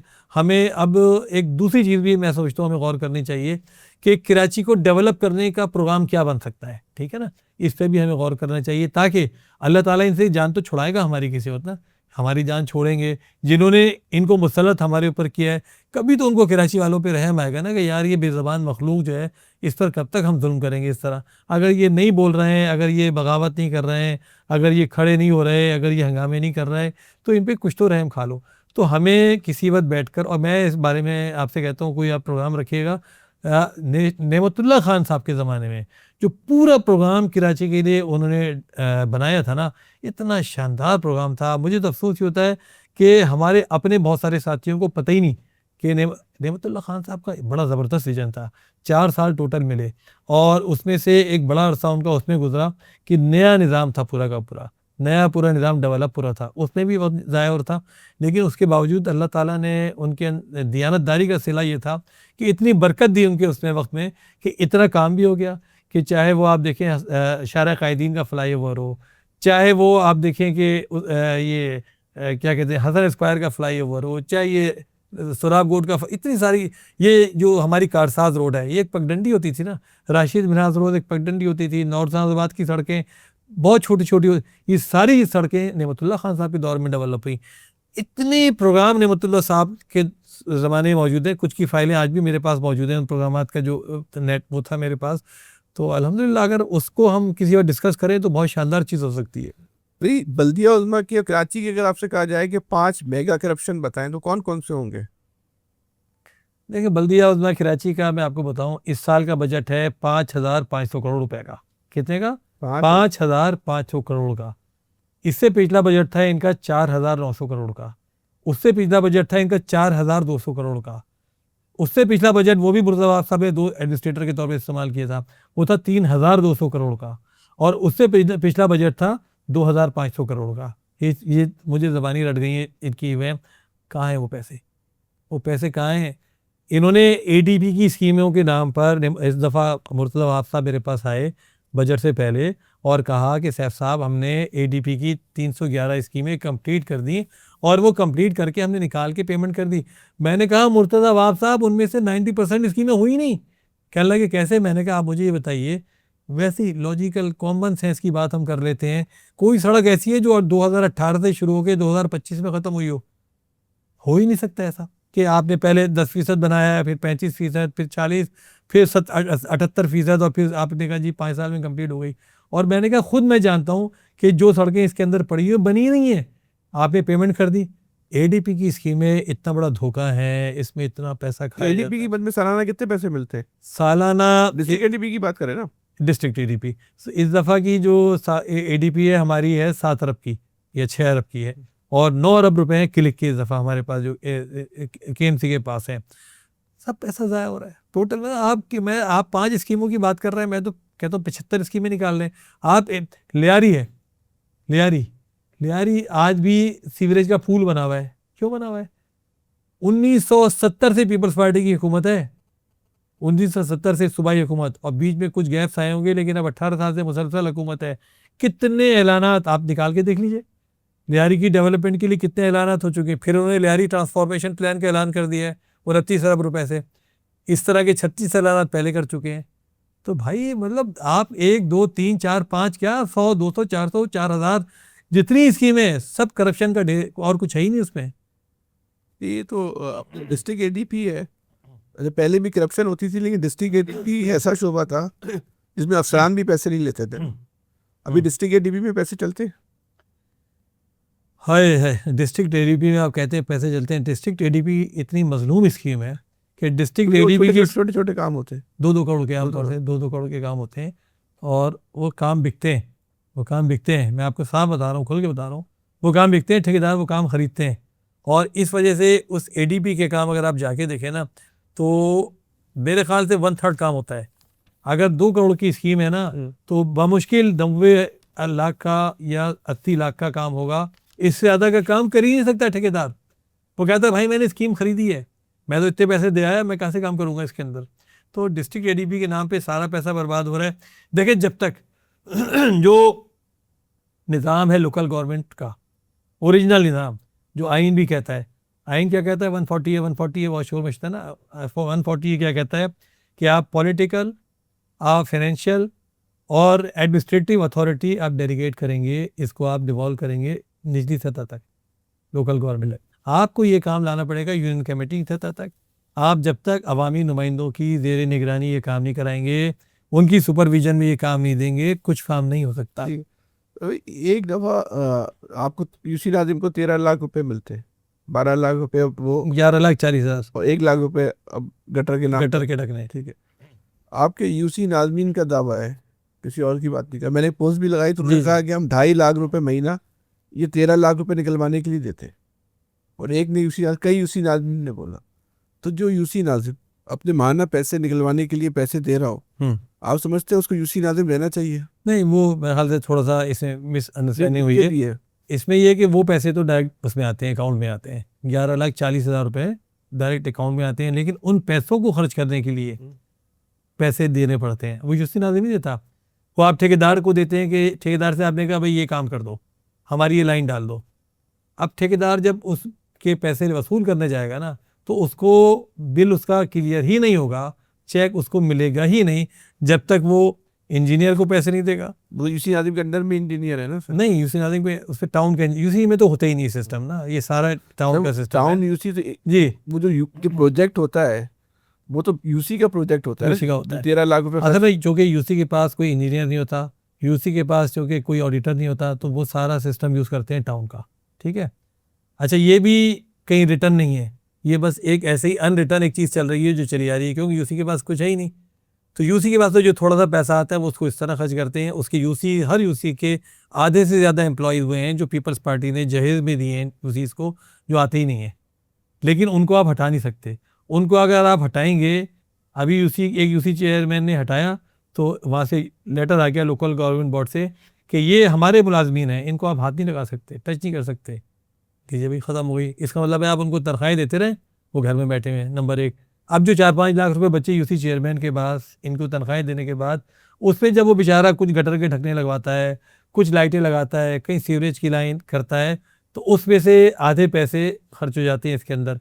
ये ठेकेदार बोलता है भाई इतने पैसे हैं, इतना काम हो सकता है। तो आपको चाहिए ना कम से कम अपने यूसी में तो रिश्वत को रोके ना, ये तो आपकी जिम्मेदारी है। आप लोग तो काम ही नहीं कर सकते, आप काम ही नहीं होगा, मतलब आप भी बंद कर दें आप। नहीं, उसमें आप मतलब उसमें आप इतना बच सकते हैं कि आप खुद उसमें ना हिस्सा बनते हैं, ना आप देते हैं, ना लेते हैं। ठेकेदार जाके अपने बिल पास करवाता है, वो देता है, मतलब काम ही नहीं होगा उसका। हमने बहुत कोशिश की, मैं आपको बताऊं, हमारे पास 9 टाउन्स आए। हमने कहा शुरू में कि यार काम ही बंद कर दो, तो उसने बंद कर दो, नहीं करो काम। तो बस ये मैक्सिमम जो चीज़ हम कर सकते थे कि उसमें दायरे के बहुत कोशिश करके, बहुत दबाव डाल के, जाके जगह पर चेक करके। हमारे टाउन चेयरमैन क्या करते हैं, रात भर खड़े रहते हैं और जनाब वो पैमाना लेके खड़े रहते हैं, कितनी सड़क बनाई, कितना किया। इतना ही कर सकते हैं, इससे ज़्यादा दायरे पॉसिबल नहीं है, क्योंकि हुकूमत सिंध का पूरा निज़ाम है, अफसरान उनके लाए में। आपको मज़ेदार बात बताऊँ कि इस निज़ाम के अंदर यूसी का जो सेक्रेटरी है ना, वो चीफ एग्जीक्यूटिव है यूसी का, चीफ एग्जीक्यूटिव। टाउन का जो एमसी है वो चीफ एग्जीक्यूटिव है। केएमसी का जो एमसी है वो चीफ एग्जीक्यूटिव है इसका कौंसल का। तो चीफ एग्जीक्यूटिव साहब बैठे हुए हैं, वो सारा काम उनके हाथ में होता है, वो उनकी कर रहे हैं। जब इतना कुछ क्यों हो रहा है तो आप तहरीक अदम एतमाद क्यों नहीं लाते? तहरीक अदम एतमाद हमने लाने का तय किया है अल्हम्दुलिल्लाह। और आप 2 साल से बोल रहे तय किया है? नहीं, 2 साल से, आज डेट है आज आप 2 साल से नहीं कह रहे। हमने रमज़ान से पहले इसका ऐलान किया था कि हम तहरीक अदम एतमाद ईद के बाद लाएंगे। अब तो बकरीद आने वाली जी हाँ, ईद के बाद, बिल्कुल सही कहा आपने। ईद के बाद हमने लाने का तय किया था। रमज़ान में हमने उसकी तैयारी की। मैंने खुद जाकर मुलाकातें की, मुस्लिम लीग नून के लोगों से मुलाकात की, मैंने JUI के लोगों से मुलाकात की, हमने जाके PTI के लोगों से मुलाकात की। सब ने एक चीज़ पर इत्तेफाक किया कि मौजूदा जो निज़ाम है डिलीवरी में नाकाम है, मौजूदा निज़ाम करप्ट है, नाअहल है, सारी चीज़ें। मुस्लिम लीग नून ने तो प्रेस कॉन्फ्रेंस भी की थी, आपने देखी होगी, वो सही है ना। इस पे सबका इत्तेफाक हो गया, इस पे एक पेज पे आ गए। सिर्फ एक बात ये उन लोगों ने कही थी कि हम अपनी ऊपर की क़यादत से मशवरा कर लें, ऊपर की क़यादत से ना, तो ऊपर की क़यादत से मशवरा करेंगे वो और जवाब देंगे, तो उस जवाब का हम इंतज़ार कर रहे हैं। और PTI ने अलबत्ता इसमें खुल के सपोर्ट की थी और उनसे अब मुलाकात तय है हमारी इंशाल्लाह जल्द। और मेरे ख्याल में इस महीने में या अगले महीने के शुरू में हम ले आएंगे। कब डेट देना है इस तारीख को?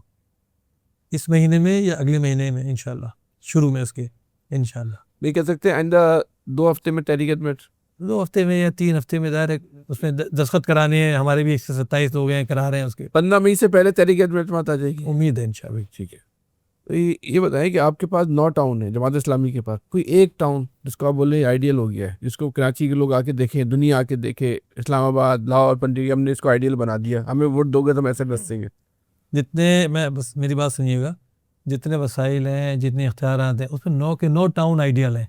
खुदा को माने, सुन लें। आप मेरे साथ चल रहे अपने टाउनों में। अब मैं आइडियल बता रहा हूँ ना आपको, इन टाउन्स को जो मैं देखें अभी आपसे बात कर रहा था, हुकूमत सिंध के पास कितने पैसे हैं? 3,500 अरब।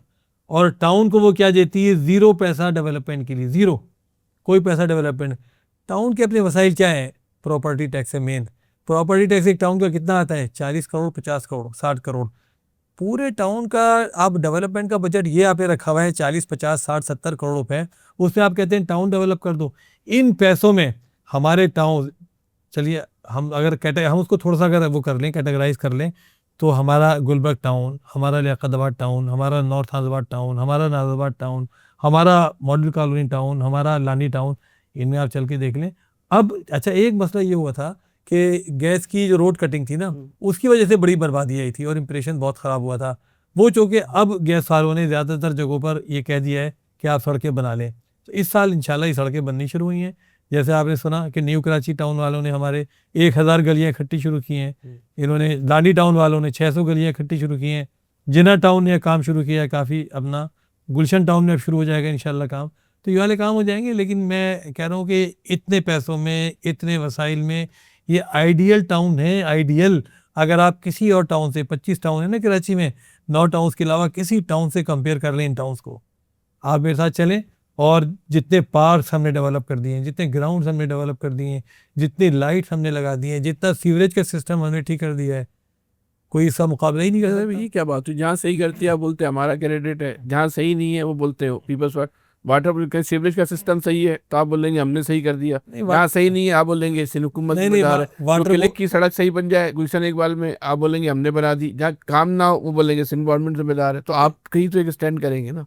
देखिए वाटर बोर्ड बेचारा तो वैसे दावा भी नहीं करता कि हमने बनाई। वाटर बोर्ड तो बहुत ही अपने आप को मजलूम जाहिर करता है और करता ही नहीं है काम। वो तो कहते हैं हमारे पास है ही नहीं पैसे जो हम काम करें ना, तो वो तो काम करते ही हमें सारा ना। उन्होंने हमारे काम पे कभी क्लेम भी नहीं किया कि ये काम हमें, वैसे शायद कर लेते हो, फाइलों में हो सकता है कर लेते हो वो फाइल में। अच्छा ये भी बताऊँ, बड़ा तमाशा ये भी होता है कराची में। क्या सर? कराची में टाउन भी सड़क बना रहा है, कराची में KMC भी सड़क बना रही है, कराची में सिंध गवर्नमेंट भी सड़क बना रही है, कराची में KDA भी सड़क बना रही है, कराची में क्लिक भी सड़क बना रही है, कराची में PIDCL भी सड़क बना रही है। MQM को जो 40 अरब रुपए बने ना, उसका तो आप हिसाब ही नहीं पूछ रहे कि MQM के 40 अरब रुपए कहाँ गए, उसकी सड़कें कहाँ बन गई। ठीक है ना, ये सब सड़कें बना रहे हैं सब दावे, और ये माशाल्लाह इनमें से बहुत सारे इदारे एक दूसरे की सड़कें खुद नाप रहे हैं। ठीक है ना, बनाई टाउन ने है, KMC ने नाप ली, KMC ने बनाई है, क्लिक ने नाप ली, क्लिक ने बनाई है, PIDCL ने।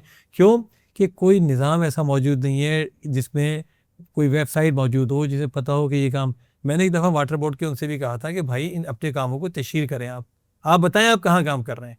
हर इदारे को पाबंद होना चाहिए, खुल के ऐलान करे कि वो कहाँ काम कर रहे हैं, ताकि एक दूसरे के कामों को ये लपेट ना सकें अपने खाते के अंदर। लेकिन कुछ भी नहीं हो रहा, सारा ड्रामा चल रहा है। ये जो मैं MQM की बात कर रहा था, आपको पूरे कराची में कहीं MQM के काम होता नजर आ रहा है? 40 अरब रुपए मिले ना, तो कहाँ हो रहा है उनका काम? जब उनसे पूछो कहते हैं हम करा रहे हैं। रात भी एक TV शो में एक साहब MPA मौजूद थे, नहीं हम जगह जगह करा रहे हैं, लेकिन वो देखें यूँ हो रहा है वो हो रहा है। भाई यूँ क्या हो रहा है? 40 अरब रुपए कोई थोड़े थोड़ी होते हैं। सर भाई एक और इशू है कि आप लोग एक ईमानदारी का दर्द देते हैं, तकलीद करने का भी कहते हैं, देखिए आपके यूसी नाज़मीन में नज़र नहीं आता। मिसाल के तौर पर आप ये कहते हैं कि 12 लाख रुपए हमें मिलते हैं, कभी किसी एक यूसी नाज़िम है जिसने लिख के लगाया हो कि भाई मैंने 12 लाख रुपए में से इतने पैसे यहाँ खर्च किए, इतने पैसे यहाँ खर्च किए, इतने पैसों की मैंने रिश्वत दी? देखिए आप फैसल भाई, आप अंदाज़ा नहीं कर सकते, यानी हमारे निज़ाम का, जमात इस्लामी का जो दयानतदारी का निज़ाम है, जो चेक का निज़ाम है ना, अंदरूनी हो गया ना। मैं देखिए उस अंदरूनी निज़ाम का तो असर होता है ना कि हमने हर टाउन चेयरमैन के साथ, हर यूसी चेयरमैन के साथ एक कोऑर्डिनेशन कमेटी बना रखी है। हर टाउन का हर महीने बैठ के पूरा हिसाब किताब होता है कितने काम। कराची की एक यूनियन काउंसिल दिखाते जिसकी दीवार पे आपने बजट लगा दिया हो। नहीं खैर मुझे नहीं पता किसी ने लगाया नहीं लगाया, लगा बहुतों ने लगा रखा होगा, लेकिन बजट लगाना ना लगाना कोई चीज़ नहीं है, लगा सकते हैं। हर एक के पास पूरा हिसाब मौजूद है उसका, अल्लाह का शुक्र है। लेकिन उसमें ये भी तो आप लिखते हैं कि हम इतनी रिश्वत भी देते हैं। नहीं अब ये रिश्वत लिखना क्या होता है कि मतलब ऐसा ओपन वो है। बहुत सारे तो ऐसे यूसी नाज़मीन भी हैं आपके, उनकी नाले की नहीं कहेंगे, जिनको जितने पैसे मिले उन्हें आज तक 1 रुपया भी खर्च नहीं किया। मैं मिसाल दे दूंगा अगर आपके इल्म में नहीं है तो। नहीं ऐसे देखें उसमें क्या है कि कुछ यूसी नाज़मीन ने कम पैसे खर्च किए। उसकी ऐसे भी एक यूसी नाज़िम है जिसने 1 रुपया भी खर्च नहीं किया, गुलशन इकबाल UC4। नहीं वो कर दिया, सुन ले वो क्या था उसकी वजह थी। वो यूसी चेयरमैन जो है उनका एक बेचारों का प्लान था बड़ा, मैंने उनसे बात की थी, जो कि आप ले रहे हैं हमारे फैयाज़ुल-हुदा साहब हैं, बहुत शानदार आदमी है, बहुत ईमानदार आदमी। उनके जहन में एक पूरा प्लान था कि यार ये थोड़े थोड़े पैसे मैं जमा कर लूँ, तो बजाय इसके कि मैं इसको कोटेशन में काम कराऊँ, वो कह रहे थे मैं चाहता हूँ टेंडर करके इकट्ठे इसके काम करा दूँ। इस कोशिश, और मेरे ख्याल में शायद वो इसमें कामयाब हो गए, उन्होंने गालिबन टेंडर कर भी दिए उसके। तो उनका एक अच्छा प्लान था, हम भी उस प्लान पर अमल करना चाहते थे। हम भी चाहते थे कि हम पैसे थोड़े से जमा करके टेंडर के जरिए काम कराएं, लेकिन वो मौका ही नहीं मिलता, क्योंकि यूसी में हर वक्त ये मुसीबत रहती है कि यहाँ पे गटर उबल गया, ये गटर टूट गया, ये लाइन बैठ गई, ये लाइट बुझ गई है। ये सीवरेज और गटर तो आपका इशू नहीं है, फिर 1 लाख रुपये महीना क्यों लेते हैं? इशू नहीं है, बच्चा मर जाता है बोलते हैं हमारा ताल्लुक नहीं है, महीने के 1 लाख रुपए आप ले रहे हैं ढक्कन के। 1 लाख रुपए एक यूसी के अच्छा, बहुत है। ये आपकी बात बहुत इंपॉर्टेंट है, इसलिए इंपॉर्टेंट है कि कतई नज़र इसके कि काम है या नहीं है। एक तो बात मैं ये कहता हूँ कि ये तय होना चाहिए कि यूसी का काम क्या है, ठीक है। अच्छा यूसी का काम आज तक इन्होंने तय नहीं किया हुआ, उसका नतीजा क्या है कि हर काम यूसी का काम है। वो कहते हैं जो काम भी है ना, ये पैसे आपको आ रहे हैं तो इसलिए हमने एक जो उसका वो बनाया है क्या कहते हैं डिसिप्लिन बनाया है, वो ये बनाया है कि जो भी हंगामी काम हो ना वो यूसी काम करवा ले। हम अपनी यूसी में ही करते हैं कि अगर कहीं गटर बैठ गया है, गटर का ढकना नहीं है, कोई सीवरेज की लाइन बैठ गई है, कहीं पे लाइटें बुझ गई हैं, या और कोई भी जो इमरजेंसी नौयती काम है वो करवाते रहें, तो वो करवा रहे हैं। इमरजेंसी नौयत के काम जो है तो वो इसी में जो 3-4-5 लाख रुपए होते हैं महीने में खर्च हो जाते हैं उसी के अंदर। एक ये कि आप एक सियासी जमात से आपका ताल्लुक है, पीपल्स पार्टी से आप डरते भी हैं। मैं मिसाल दे रहा हूँ, मतलब हाफिज नईम साहब वहाँ से यूसी नाजिम थे, अमीर जमात हो गए, आपने वो सीट अब तक नहीं छोड़ी, और उसका बुनियादी सबब ये है कि आपको खौफ है कि वो दोबारा इलेक्शन होंगे तो ताकत वोट की बुनियाद पर शायद जीत जाए, लेकिन आपको ताकत का खौफ है कि आप ताकत की बुनियाद पे पीपल्स पार्टी से सीट वापस नहीं ले सकेंगे और आपकी सबकी होगी। ये आप सिर्फ जमात इस्लामी से सवाल है। देखिए इसमें एक तो आप ये क्रेडिट दें पहले नंबर पर कि पूरे पाकिस्तान में एक वाहिद मिसाइल हाफिज नईम रहमान की है जिनके अंदर इतनी अखलाकी क़ुव्वत थी कि उन्होंने नहीं, इसको मान लेना इसको कि उनमें ये अखलाकी क़ुव्वत थी, उन्होंने कहा ये सीट मेरी नहीं है, मुझे ज़बरदस्ती दी जा रही है, मैं नहीं ले रहा इसको। उन्होंने ऐलान कर दिया। नंबर 1, उन्होंने हलफ नहीं उठाया जाके उस सीट के ऊपर। नंबर 2, इलेक्शन कमीशन को ख़त लिख दिया कि जनाब वाला ये सीट मेरी है, इलेक्शन कमीशन उस पर इंतखाब करा दे। नहीं, उसकी बात यूसी की बात हो रही है, यूसी तो रिजाइन करेंगे ना। नहीं, यूसी से क्यों रिजाइन करें, यूसी के तो चेयरमैन मुंतखब हुए थे ना वो, और यूसी का निज़ाम पूरा चल रहा है। हाफिज साहब का जो एमपी की बात नहीं कर, मैं यूसी की बात कर रहा है। यूसी की सीट, जी यूसी की, बिल्कुल यूसी की बात ये है कि मतलब अब ये जमात के लिए शायन शान नहीं है ना यूसी का नाजिम हो। अच्छा, आपको तो खौफ है ना कि पीपल्स पार्टी इस सीट पे कब्जा कर लेगी?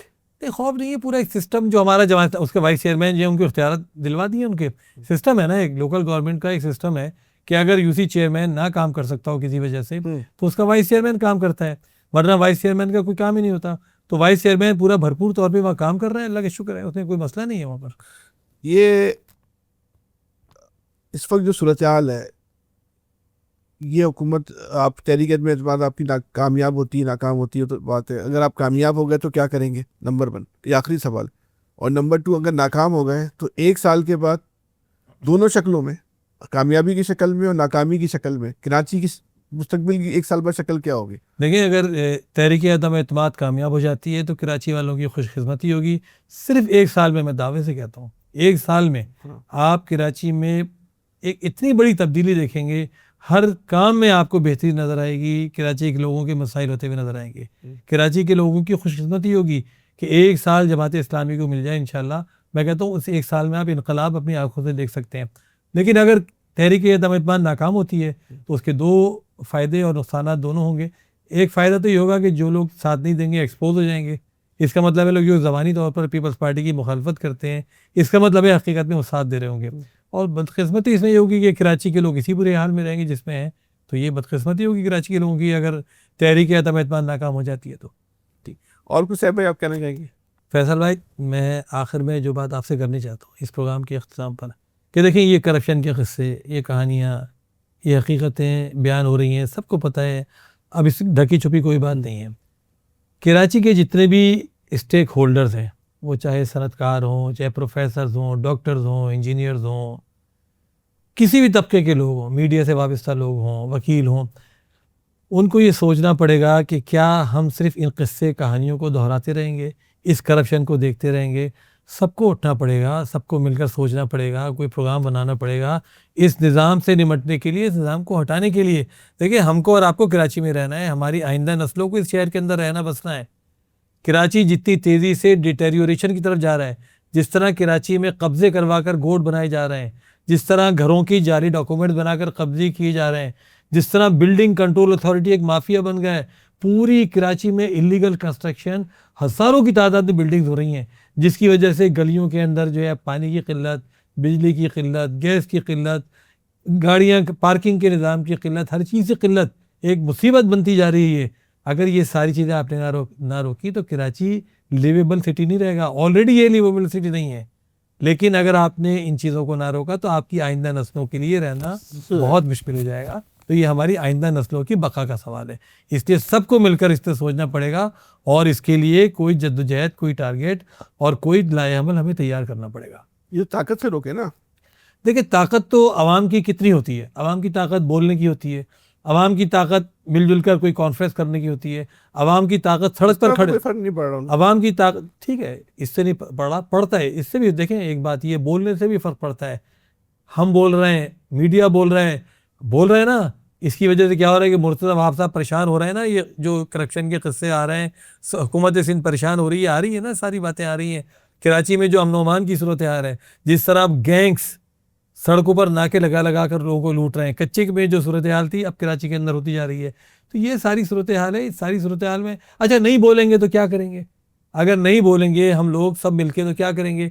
हम लुटते रहेंगे, हम पिटते रहेंगे, हम अपना पैसा बर्बाद होते देखते रहेंगे, हमें पानी नहीं मिलेगा, हमारे बच्चे गटरों में गिरते रहेंगे, हमारे नाले खुले रहेंगे, कचरा भरा रहेगा, हमारी सड़कें टूटे, हम बैठे रहेंगे हमें इस हाल में हम क्यों रहेंगे? हम कोई जानवर हैं क्या?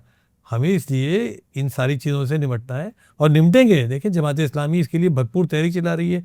हक दो कराची के नाम से जो हमने तहरीक शुरू की हुई है उसके बड़े असरात हैं। कराची के लोगों ने जमात इस्लामी पर एतमाद किया है, सबसे ज़्यादा वोट डाले हैं, तो इंशाल्लाह अल्लाह की ज़ात से उम्मीद है कि ये तहरीक आगे बढ़ेगी। लेकिन मैं आपके मीडिया के तवज्जुह से, आपके तवज्जुह से ये पैगाम देना चाहता हूँ कि अभी भी जो लोग ये समझते हैं कि वो घर में बैठे रहेंगे और ये काम हो जाएगा, तो इस तरह नहीं होगा। सबको अपना हिस्सा दामे दिरहमे सुखने डालना पड़ेगा। ये हक दो के नाम से एक हाल मेरे जहन में आ गया कि मुर्तज़ा वहाब साहब आप पे इल्ज़ाम लगाते हैं कि चंदे के पैसों से जो है वो आप ये बैनर लगाते हैं।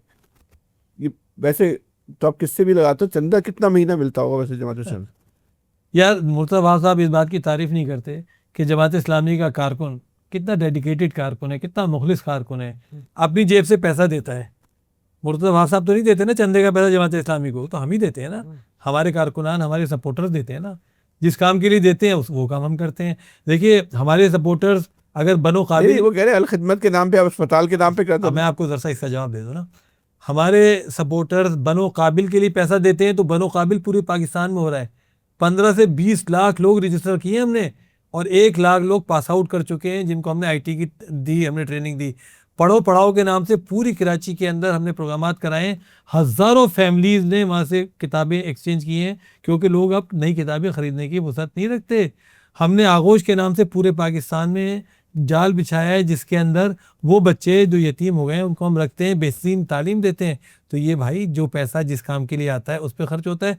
हमारा कारकुन बैनर लगाने के लिए पैसा देता है, हम बैनर लगाते हैं।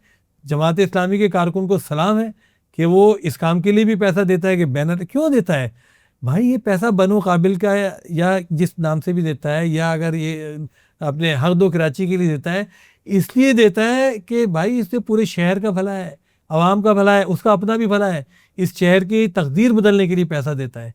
तो हम इस पे कितना खर्चा आ जाता होगा बैनर लगाने में? बैनर लगाते हैं 4-5 महीने में जाके कराची में 200 बैनर अगर आपने लगा दिए, कितना खर्चा आएगा? वो तो असल में उनको चूंकि एक बैनर भी कहीं से लगा हुआ नजर आए तो उनके दिमाग पे वो हथौड़े बैनर उतारे हैं आपके?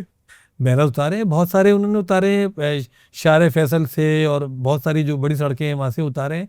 बहुत ही घटिया काम किया। आप मुझे बताइए कि पूरी कराची में इलीगल बोर्ड्स लगे हुए हैं, इश्तिहारी बोर्ड लगे हुए हैं, जिनके पैसे केएमसी के अंदर नहीं आ रहे, जिनका कोई ऑक्शन नहीं हुआ, जिनको किसी बायलॉ के तहत नहीं दिए गए, जिनके रेट्स तय नहीं किए गए।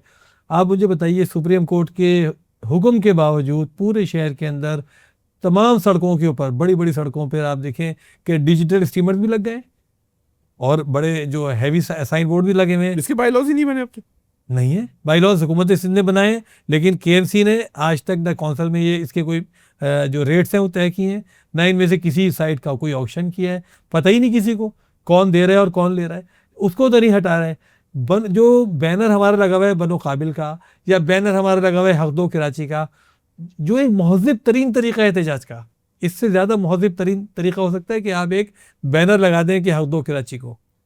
कोई गाली लिखी हुई है या क्या हमने कोई बेहुदा बात लिखी हुई है उस पर, उसको आप उतार रहे हैं मतलब, और इलीगल लगे हुए बोर्ड्स को नहीं हटा रहे, तो एनक्रोचमेंट्स को नहीं हटा रहे। ये जो बोर्ड है अगर इसके पैसे लिए जाएं केएमसी ने, तो माना कितनी आमद नहीं हो सकती है? अगर आपने कम से कम भी आमदनी, गवर्नमेंट के बायलॉज भी आपने बनाए थे लोकल? हमने पहले जब सिटी गवर्नमेंट थी हमने बायलॉज बनाए थे। अभी हुकूमत सिंध ने भी 2021 में गालिबन बायलॉज बनाए, हुकूमत सिंध ने रूल्स बनाए इसके रूल्स। अगर इसकी कम से कम आमदनी भी कराची में होनी चाहिए ना, तो वो होनी चाहिए 1 अरब रुपए कम से कम। सिर्फ केएमसी की? सिर्फ केएमसी की 1 अरब रुपए। अच्छा, अभी केएमसी के पास है ये? केएमसी के ये बड़ी रोड्स हैं केएमसी के पास हैं, और इंटीरियर जो अंदर की रोड है, इंटरनल रोड्स हैं, वो टाउन्स के पास होती हैं। तो कम से कम आमदनी भी 1 अरब रुपए होनी चाहिए।